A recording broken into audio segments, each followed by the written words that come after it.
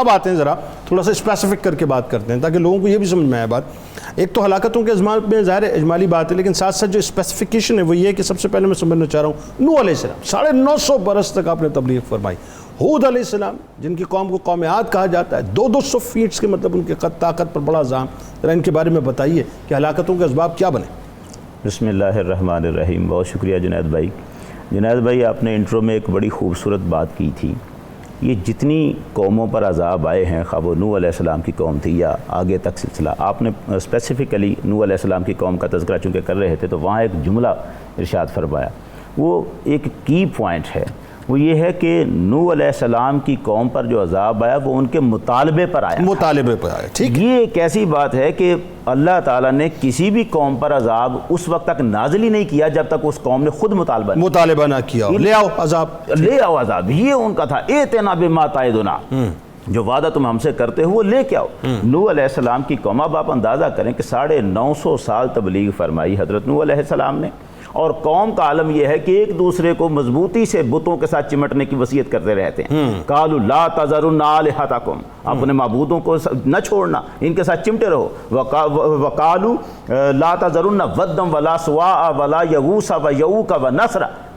ایک دوسرے کو کہہ رہے ہیں کافر، یہ ود ہمارا، یغوث، یعوق، نصر، ان بتوں کو بالکل نہ چھوڑنا، ان کے ساتھ چمٹے رہو۔ وہ تبلیغ فرما رہے ہیں کہ یہ تمہیں کوئی فائدہ نہیں دے سکتے، اور یہ ایک دوسرے کے ساتھ لگے ہوئے ہیں کہ ان بتوں سے چمٹ کے رہنا۔ اور ادھر ان کے ساتھ کیا رویہ ہے، حضرت نوح علیہ السلام وہ کشتی بنا رہے ہیں تو پاس سے ہنس کے گزرتے ہیں، ٹھٹھا کرتے ہیں۔ یہ عذاب کی ایک بڑی وجہ تھی کہ جہاں انہوں نے اللہ کی توحید کو بھی نہیں مانا، وہاں پر پیغمبر کے ساتھ بھی ٹھٹھا کرتے رہے ہیں۔ اللہ، پیغمبر کی نبوت پہ شک کرنا، تکذیب کرنا، جھٹلانا ان کو، وہاں تک ان کو کہتے رہے۔ یعنی قرآن کہتا ہے کلما مر علیہ سخر منہ،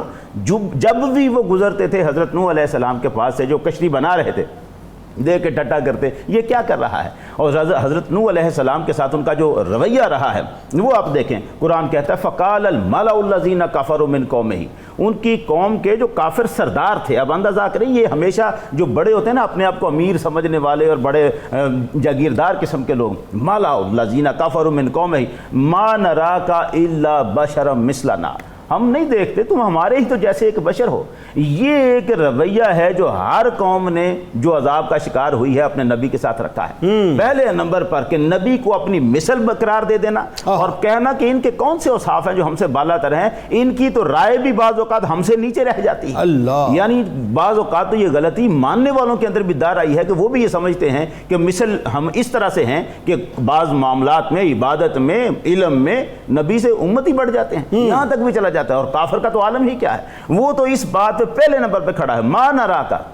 الا بشرا مثلنا، ہم نہیں دیکھتے تم ہمارے ہی جیسے ایک بشر ہو۔ وما نراک اتبعک الا الذین هم راذلون بادئ الرأی، اور ہم یہ بھی دیکھتے ہیں کہ جو تمہارے پیروکار ہیں وہ ہیں ہی کیا، ہم میں جو بے وقت لوگ ہیں، بے حیثیت لوگ ہیں، وہ ہیں جو تمہاری پیروی کر رہے ہیں۔ گویا ان کو یہ زوم تھا کہ تمہاری پیروی کرنے والے کوئی امیر لوگ تو نہیں ہیں، مال و دولت والے لوگ تو نہیں ہیں، اور ہوتا بھی ایسا ہی ہے کہ انبیاء کی پیروی کرنے والے پہلے نمبر پر جو لوگ آتے ہیں وہ غربائی ہوتے ہیں، فقرائی ہوتے ہیں، لیکن یہ اس بات کو اپنی تضحیق بنا رہے ہیں اور حضرت نوح علیہ السلام کی تکذیب کا ذریعہ۔ وَمَا نَرَا لَكُمْ عَلَيْنَا مِنْ فَضْلٍ بَلْ نَظُنُّكُمْ كَاذِبِينَ، اور تمہاری ہم پر کوئی فضیلت نہیں ہے بلکہ تم تو جھوٹے ہی ہم سمجھتے ہیں کہ تم جھوٹے ہو۔ یہ جو پیغمبروں کو جھوٹا سمجھنا ہے، یہ رویہ بھی ان قوموں کے درمیان کامن رہا ہے۔ نوح علیہ السلام کی قوم بھی یہی کہتی رہی، عاد علیہ السلام کی